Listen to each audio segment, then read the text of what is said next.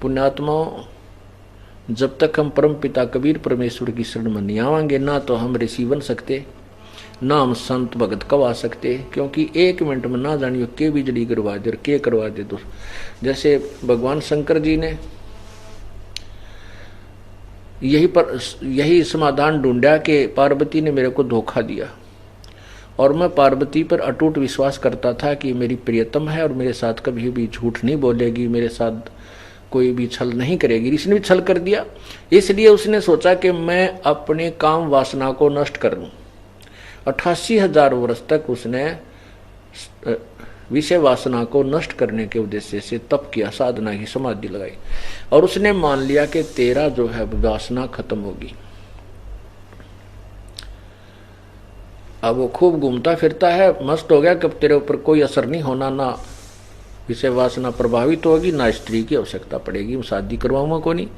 तो कुछ दिनों के बाद काल ने तो ये है, इसका हाथ में रिमोट है, वो चाहता है अगर ये सभी ऐसे रहने लगे तो तेरे लिए खाने के लिए संतान उत्पत्ति कैसे होगी।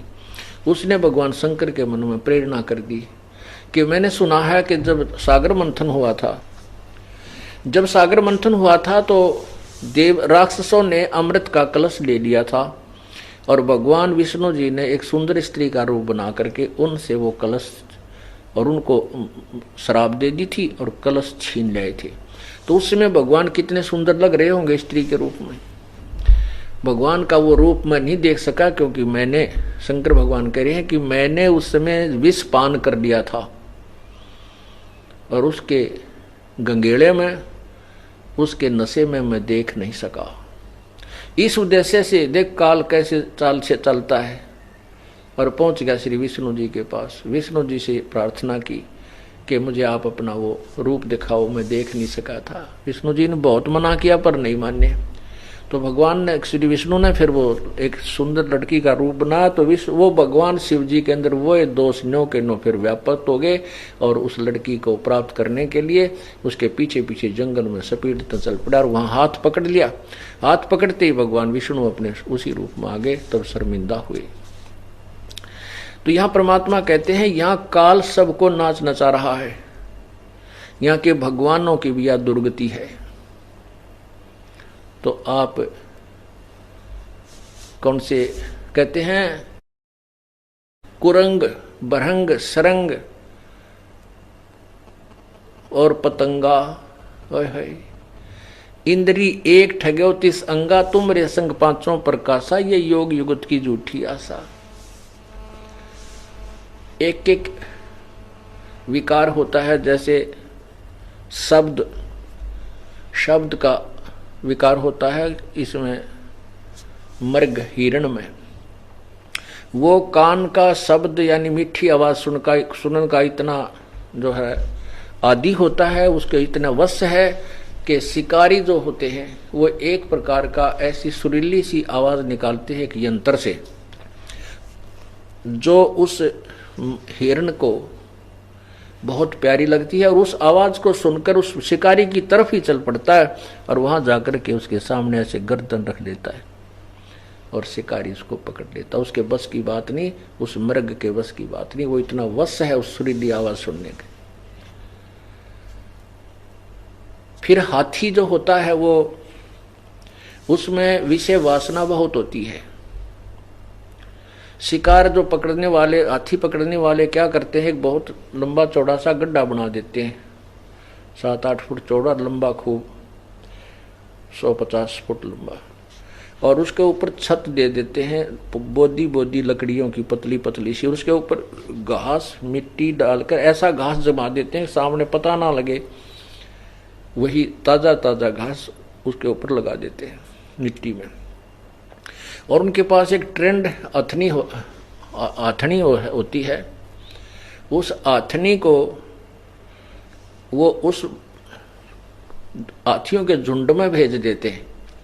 वो ट्रेंड होती है, प्रशिक्षित होती है, वो जाती है और हाथियों के साथ सप्रेस करती है अपने शरीर को, उनमें विषय वासना उत्पन्न कर देती है और हाथी फिर उसको प्राप्त करने के लिए प्रयत्न करते हैं तो वो भाग लेती है आगे और उसी साइड में आ जाती है जहां वो गड्ढा बना रखा होता है।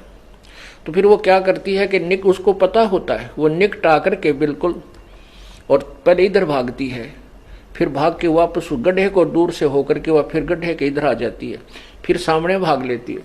तो हाथी उसके साथ चलते हैं, जब वो वापस आती दिखती है तो सीधे चल पड़ते हैं, वो सीधे, वो तो इतने अंधे होते हैं उन्हें आगे दिखाई नहीं देता कि आगे किस पर, नहीं तो हाथी बड़ा सूंघ सूंघ का कदम रखता है, कहीं कोई गड्ढा दलदल ना हो, बड़े ध्यान से अपने सूंड से या दृष्टि देखता चलता है।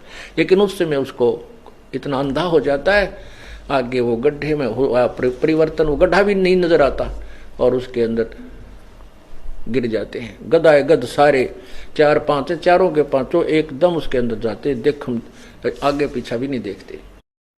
तो फिर वो उनको उसके अंदर रखते हैं 1 दिन 2 दिन, वो खूब चिंगाड़ मार मार कर निढाल हो जाते हैं, फिर उनके ऊपर कूद करके उनको अंकुश से सेट करते हैं। बाकी हाथी भाग जाते हैं जब पता लगता है इनके ऊपर आपत्ति आ गई है। तो कहने का भाव ये है कि कुरंग मतंग शब्द सप्रस रूप, ये पतंग, पतंग होते हैं ये तितली सी जो होती है पतंगे, ये दीपक के ऊपर उस रूप पर, उसकी सुंदरता पर, उसकी चमक पर इतने आसक्त हो जाते हैं, उसके ऊपर जाके चिपट जाते हैं और जल के मर जाते हैं। रस, रस ये जीभ का स्वाद मछली में।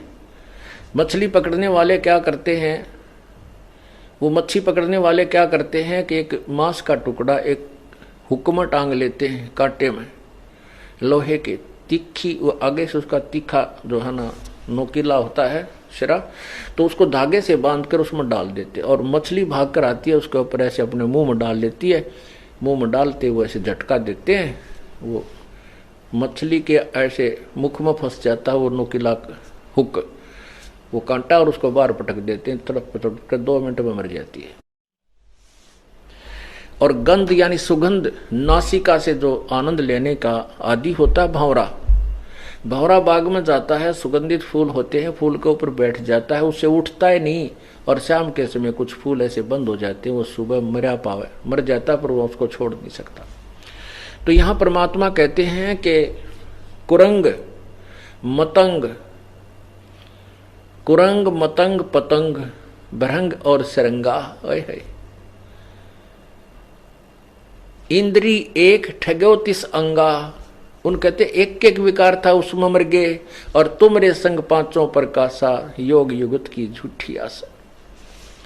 तो बनावटी बात करते हो कि बड़ा योग युगत हो गया, साधना करता है, बड़ा विकार जीते बैठा है, उसने ना जीत रखा टट्टू भी। कहते हैं विकार मरे मत जानियो जो भूबड़ में आग, जब तक हम कभी परमेश्वर की शरण में नहीं आएंगे यो मन टेकन को दे जीवन। ये तो कबीर परमात्मा ही हमारी व्यवस्था ठीक रखेगा, हमारा प्रोटेक्शन करेगा। मन की तो बकवाद करने की आदत है, परंतु भगवान इसको लिमिट से आगे नहीं जाने देगा, क्योंकि उसको पता है कि ये कहाँ तक पहुँच सकता है और ये कितनी हानि पहुँचा सकता है। इसलिए प्रभु इस मन को सीमा में रखता है। अब देखो काल ने कैसा जुल्म किया, मनुष्य जन्म दिया तो 5 बकवाद लगा दी, गाने सुन की आदत मारे में, अच्छी सुगंधित खुशबूदार तेल त्याल छिड़कन की बीमारी मारे में, सुंदर रूप देख लिया उस पर आसक्त उनकी बीमारी मनुष्य में, यानी हर प्रकार की बकवादें। कबीर परमात्मा कहते हैं कबीर कुत्ता 30 दिन रुत पे रहे उजास, कामी नरकुता सही ये 6 ऋतु 12 मास। परमात्मा ने मनुष्य को कुत्ते से भी बदतर जीव बताया है। कहते हैं कुत्ता तो 30 दिन ऋतु के ऊपर ही उसके अंदर उत्तेजना होती है विकारों की, और कहते कामी नरकुत्ता से 6 ऋतु 12 मास, इस मनुष्य के अंदर ये भी विकार कोई समय ही नहीं दिया। तो परमात्मा कहते हैं कि इतने विकार, इतना आपके ऊपर काल ने जाल फैला रखा है, तुम समझते नहीं। ये काल का एक सुनियोजित षड्यंत्र है, कबीर परमात्मा ने आकर के हमें बताया है। अब उन्होंने बता भी दिया है और हमें हमारा सहयोग नहीं देंगे तो हम यूजलेस हैं।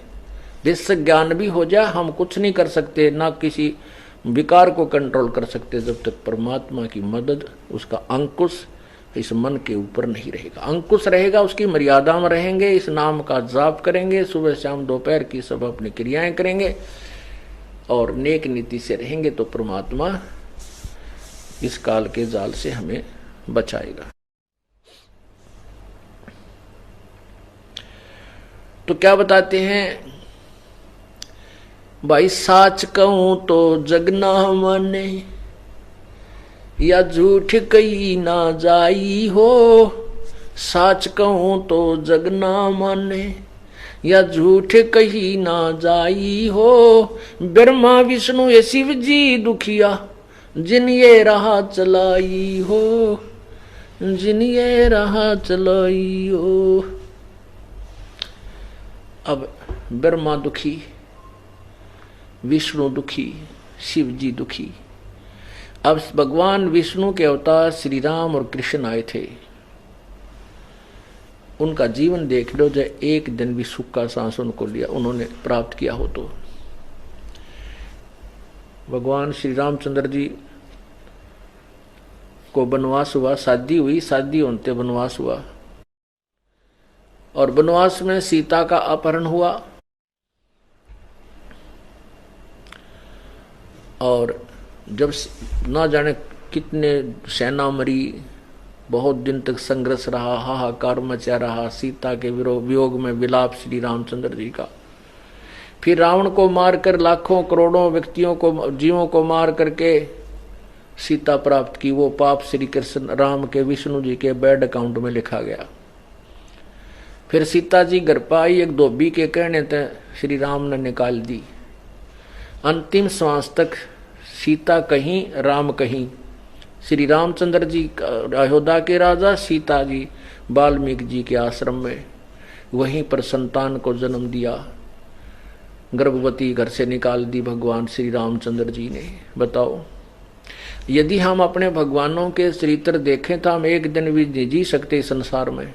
एक गर्भवती स्त्री को एक नालायक आदमी के कहने तक घर से निकाल देना है, कौन सी समझदारी बताओ।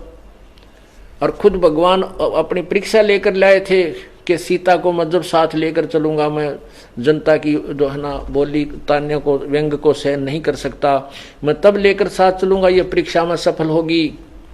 परीक्षा में सफल कैसे करना चाहा कि अग्नि में सीता को बैठाया जाएगा, नहीं जली तो ये निष्कलंक है। बता क्या उद्देश्य था भगवान का? ये उद्देश्य था कि इसने मार दूं, मर जा, जल के खत्म हो जा, नहीं तो लोग तुझे जीने नहीं देंगे। लेकिन वो नहीं मरी क्योंकि वो निष्कलंक थी। अब नहीं मरी तो वहां आकर के पक्का सबको ये हो गया कि बड़ी सीता जी सती हैं, इनमें कोई इसने रावण से कोई संपर्क नहीं किया, इसलिए अग्नि ने इसको जलाया नहीं।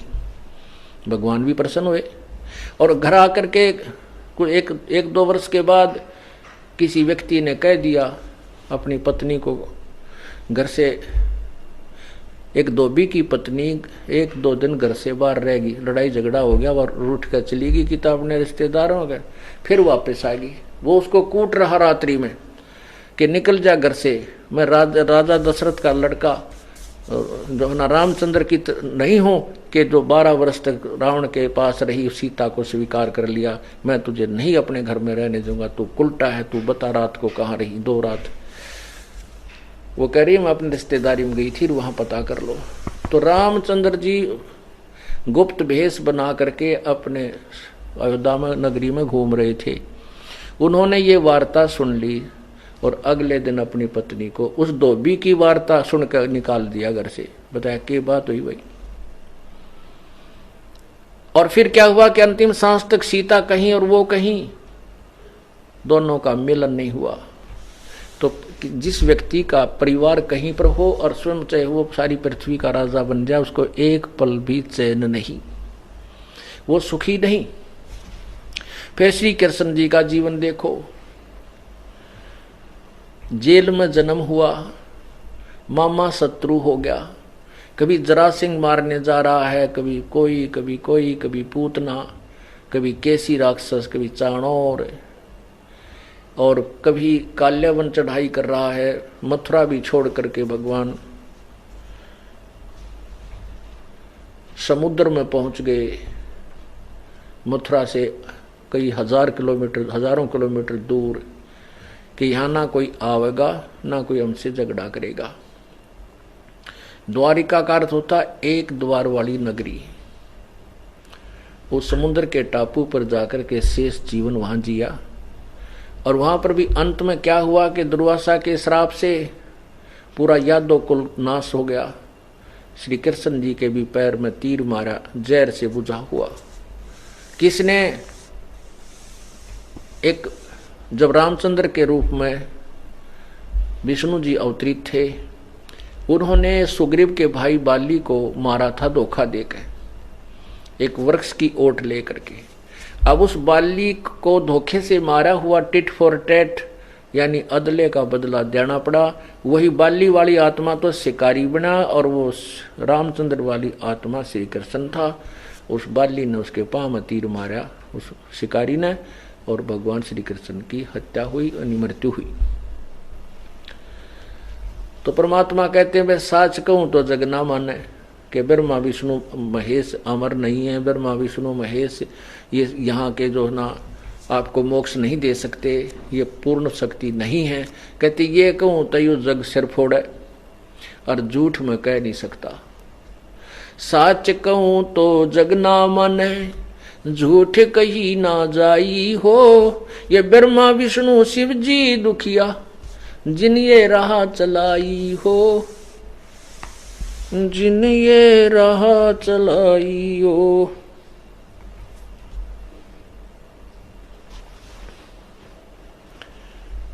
अब ब्रह्मा विष्णु तीनों ये भी महादुखी हैं, जिन्होंने ये काल की व्यवस्था बनाई हुई है। ब्रह्मा जी शरीर जीवों की उत्पत्ति करवाता है, और विष्णु जी यहाँ मोह ममता एक दूसरे में डालकर सतिथि रखता है, और शंकर जी संहार करके अपने पिता के पास 1 लाख प्राणियों को नित भेज देता है।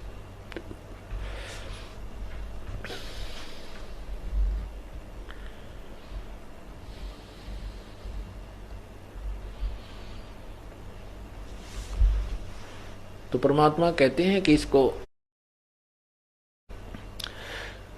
गरीबदास साहिब जी कहते हैं, कबीर जी बताते हैं कि हमरा ज्ञान किने ना सुनिया, और ये पर भी लेत जात है दुनिया। हमारे ज्ञान को कोई नहीं सुनना चाहता, और कोई इसको बता दे कि वहां पर भी लगेगी, और वहां पहुंच जाता है उस जोड़ में स्नान करने के लिए, तालाब में नहाने के लिए, और हमारी बात पर विश्वास नहीं करता हम जो ज्ञान बताते हैं। इसलिए कहते हैं, संसारी दी गल्ला चिन्ह, नहीं बूझे शब्द जो गहरे नू। ये गहरे ज्ञान को नहीं सुनता।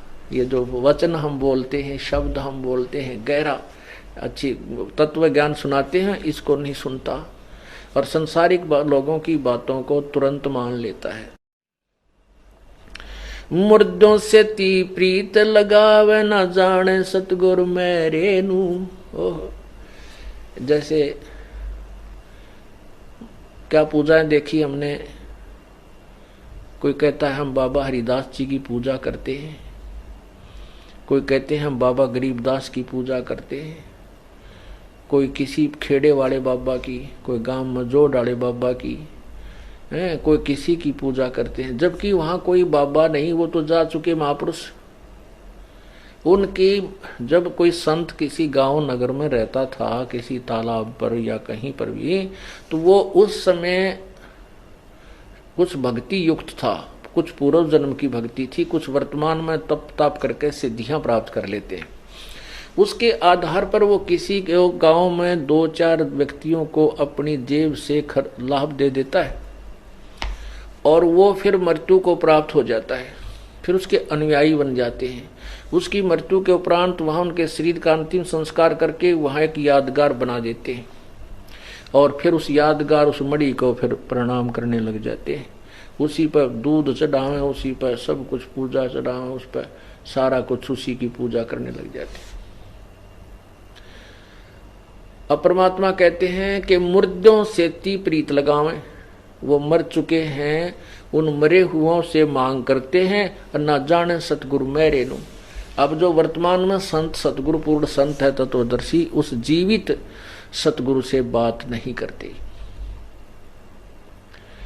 पुण्यात्माओं जो हम पूजाएं करते थे, ईब हंसी आवा, शर्म सी आवा, में क्या पूजा करते थे। जैसे हम बाबा श्याम जी की पूजा करते थे, और एक यहाँ पर दोरड गांव है जुलाने के पास, उस दोरड गांव में हमारी पूजा थी, और हम जाने लगे उस समय। अब तो वहाँ कुछ बड़ा बना दिया वो मंदिर, क्यों जनसंख्या बढ़ती जा रही है, परंपरागत वहाँ डले ढोंड बहुत गणे जाते हैं। तो उस समय क्या था, जब ये दास जाया करता था, चौथी पांचवी छठी में पढ़ते थे, तो वहाँ क्या था कि एक 1.5 2 फुट की तो 4 दीवारी थी, और वो मेरे ख्याल में 300 फुट का एक प्लाट था जोड़ के ऊपर,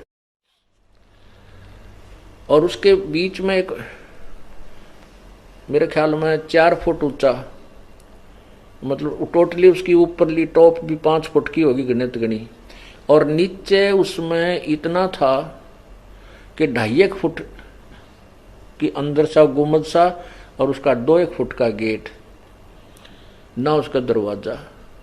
और वहां जाते थे, कोई गुड़ चढ़ा देता, कोई दाने डाल देता, एक जोत ले जाते आली सूखी करके वह ला देते कि तो लाते लाते वह बुझ लेती। एक बार हमारे साथ क्या हुआ कि हम धोखा लग गया, 2 द्वादश बना दी, द्वादशी की पूजा थी, और हमने वो पूजा करके फिर स्कूल में आना था, तो जल्दी चले गए तो वहां कोई नहीं, और हम पहुंचे उस देवता के द्वार पे, उसमें कुत्ता बैठा, पहले उन्हें घर्र देकर हमारी तरफ, हम डर गए, उल्टे हो गए, फिर वो हमारे डरे, वो निकल के भाग गया, हम उन्हें पूजा करके आएंगे, और तेरा गजब हुई, उसका वहां बैठा कुत्ता देवता। तो ऐसी पूजाएं हम करते थे। कहते संसारी दी गल्ला चिन्ह, नहीं बूझे शब्द जुगैरे नु, ये मर्दों से ती प्रीत लगावे, न जाने सतगुरु मेरे नु। अब जैसे किसी गांव में कोई वैद्य रहता हो, डॉक्टर, और अच्छा वैद्य है, दवाई देता है, रोग नाश कर देता है, सुप्रसिद्ध हो गया, और फिर उसकी मृत्यु हो जाती है। मृत्यु को उपरांत उसका अंतिम संस्कार करके वहां कोई यादगार बना दी जाए, और फिर वो रोगी वहां जाएं और उस डॉक्टर से अर्ज करें, उस मरे हुए उस मंडी का ऊपर, कि मेरा रोग काट दो, मेरी बीमारी दूर कर दो। क्या वो मरा हुआ वैद्य दवाई बता देगा? कभी नहीं। वैसा ही वैद्य ढूंढना पड़ेगा जो जीवित हो और सब रोग के लक्षण देखकर बतावर आपको दवाई देकर आपको स्वस्थ कर सके। ऐसे ही जो संत चले गए, जितने भी सतर के उनके पास कोई शक्ति भक्ति थी वो तो चले गए, वहां है ही नहीं। वैसे ही संत यानी कोई संत ढूंढना होगा जो आपके इस जन्म मरण के रोग को नष्ट कर सके। और हमारे सबसे ज्यादा रोग इस जन्म मृत्यु का ही है।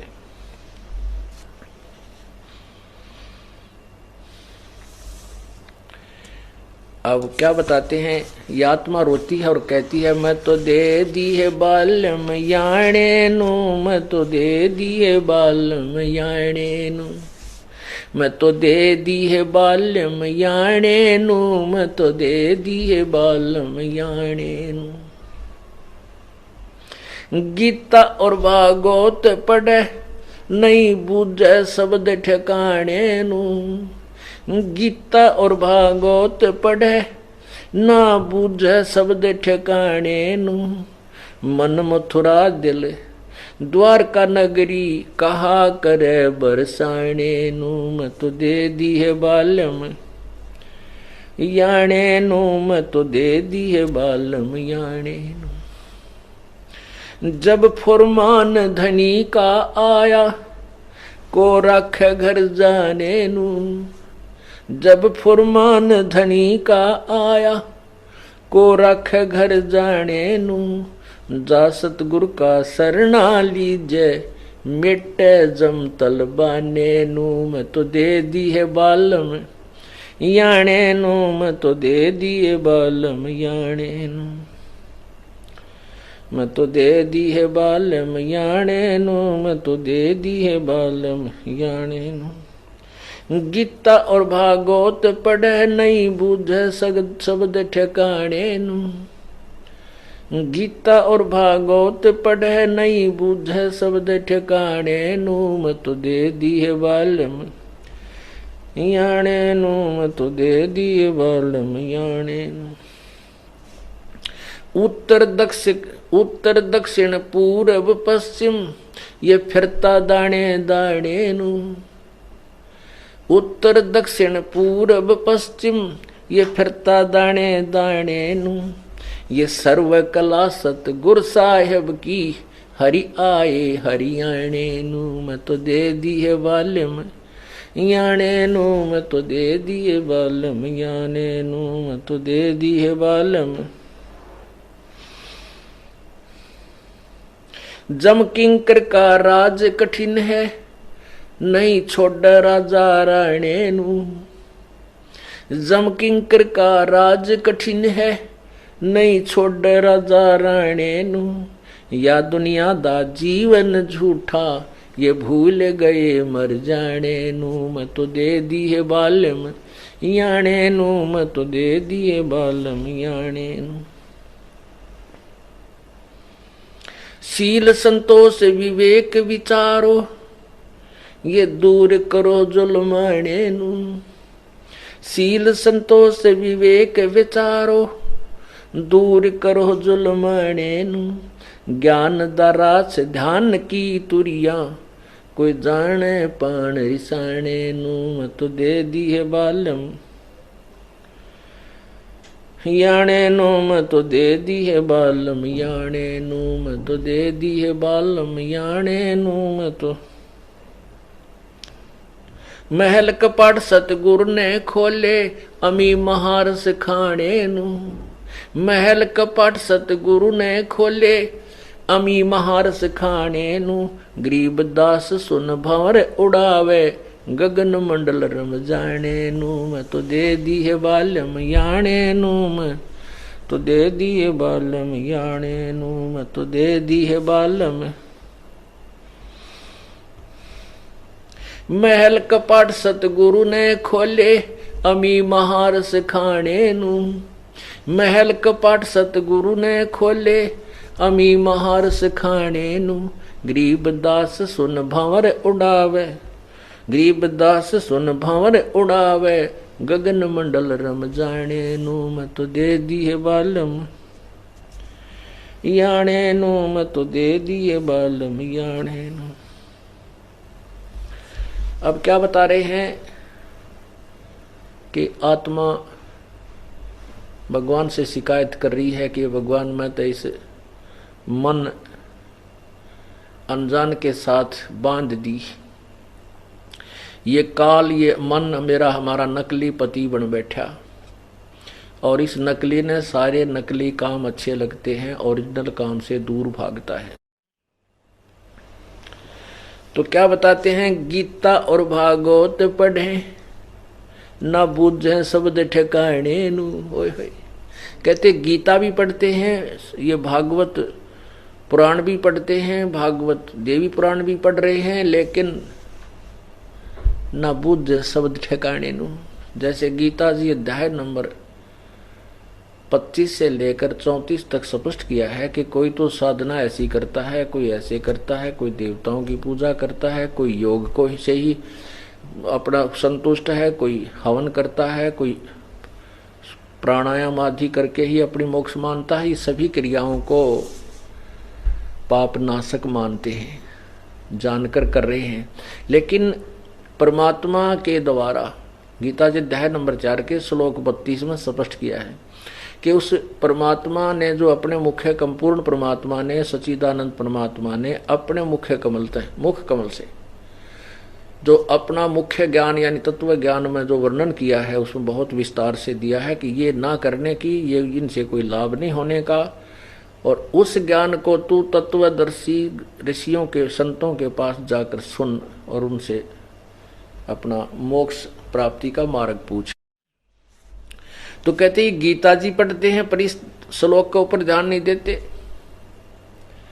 उस ना बूझ शब्द ठिकाने नु उस वास्तविक मार्ग को, उस ज्ञान को, उस मंत्र को नहीं टटोलते, ना बूझते, ढूंढते नहीं कि ये कहाँ से, ये गीता में जो ज्ञान दिया है कि उस संत को की खोज करो। इसे सिद्ध हुआ कि गीता जी का ज्ञान इनकम्प्लीट है, इसे मोक्ष हो ही नहीं सकता। और फिर भी इसी के ऊपर चिपके रहे हम।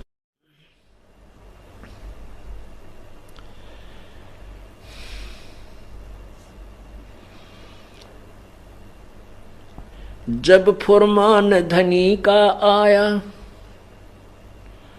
को रखे घर जाने नू। कहते हैं जब यहाँ के भगवान काल का, धर्मराज का जब आपको बुलाने का सम्मान आओगा, कोई नहीं रोक सकता। आपको नहीं रोक सकते, कोई नहीं रोक सकता, चाहे तुम ब्रह्मा की पूजा करते, विष्णु की, चाहे शिव जी की। एक बार बताते हैं कि एक ऋषि को किसी भविष्य वक्ता ने बता दिया कि आपकी आयु 5 दिन शेष है। उसको चिंता बन गई। वो गया इंद्र के पास। इंद्र से कहा कि, और साथ में उसने इंद्र के पास गया और उससे प्रार्थना की कि हे देवराज, मेरी 5 दिन की आयु शेष है और मैं चाहता हूं कि मुझे कुछ आयु और मिले ताकि मैं भक्ति कर सकूं, और मेरा कोई उद्देश्य नहीं है। तो इंद्र ने कहा भी बात तो तेरी सच है, पर इसके विषय में मैं तो कुछ नहीं कर सकता। चलो ब्रह्मा जी के पास चलते हैं क्योंकि वे हमारे सृष्टिकर्ता हैं, लेकिन इतना ज्ञान है। तो वो दोनों जने, इंद्र भी और वो ऋषि भी, ब्रह्मा जी के पास गया, सारी कथा सुनाई। ब्रह्मा जी बोले भाई उद्देश्य तो संत का बिल्कुल ठीक है, ऋषि का, ये कोई स्वार्थवश तो एक्सटेंशन मांगता नहीं, बस अपने भक्ति के लिए मांग रहा है, पर मेरे पास इसका कोई समाधान नहीं, विष्णु जी के पास चलते हैं। और विष्णु जी के पास गए। विष्णु जी कहते हैं ये विष्णु जी पालन करता है हमारे, वही व्यवस्था कर सकते हैं। विष्णु जी को भी ये कथा सुनाई तो विष्णु जी ने कहा भी बात तो महात्मा की बिल्कुल ठीक है, ऋषि जी की बात तो बिल्कुल ठीक है, स्वार्थवश तो कुछ डिमांड कर नहीं रहा भाई, पर मेरे बस की बात नहीं है। ये तो भगवान शंकर यहाँ का संहार करता है, वो क्षमा कर सकते हैं, उनके पास चलो। भगवान शंकर के पास गए, शंकर जी से प्रार्थना की। अब शंकर जी ने भी सुनी सारी कथा, वो भी सहमत हो गए कि बात तो ठीक है, क्योंकि ऋषि जो है अपने स्वार्थवश से नहीं एक्सटेंशन चाह रहा, जीवन की वायु वृद्धि नहीं चाह रहा है, तो केवल परमार्थ के लिए चाह रहा था, इसमें कोई दोष भी नहीं। परंतु मैं कुछ नहीं कर सकता, मैं तो उसी को मारता हूं जो ऊपर से आदेश आता है। कहां से? धर्मराज से। तो वो तीनों सभी कहने लगे चलो धर्मराज के पास चलते हैं। अब ब्रह्मा जी, विष्णु जी, शिव जी, इंद्र और वो ऋषि, वो पांचों के पांचों उस धर्मराज के दरबार में गए और धर्मराज से जाकर कहा कि धर्मराज आप इस ऋषि का जीवन एक्सटेंड कर दो, इसकी आयु बढ़ा दो। वो तीनों देवता कहने लगे, ब्रह्मा विष्णु महेश।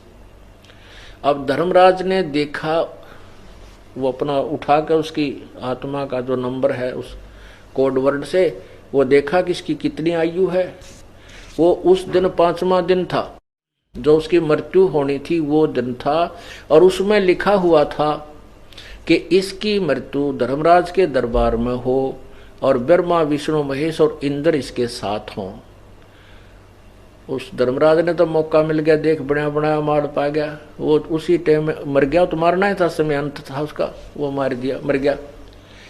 अब विष्णु जी ने सुदर्शन चक्र पहना लिया और शंकर जी ने त्रिशूल काट लिया। कहने लगा तूने हमारी आय की जो है ना इज्जत नहीं रखी, इतना भी समय नहीं दिया कि हम आपसे प्रार्थना ही कर रहे थे, इतने में तूने इसको मार डाला। धर्मराज बोला देवताओं मेरी बात सुनो, ये भगवान की बई है, मेरे तरफ का लेख नहीं, इसमें ऑटोमेटिक सबका लिखा जाता है, मैं उसी के अनुसार मन तो यह चिंता हो रही थी कि तुम पांचवा ने क्यों कर इकट्ठा करो, मेरे दरबार में तुम आप पाएंगे भलाओ तुम्हारा।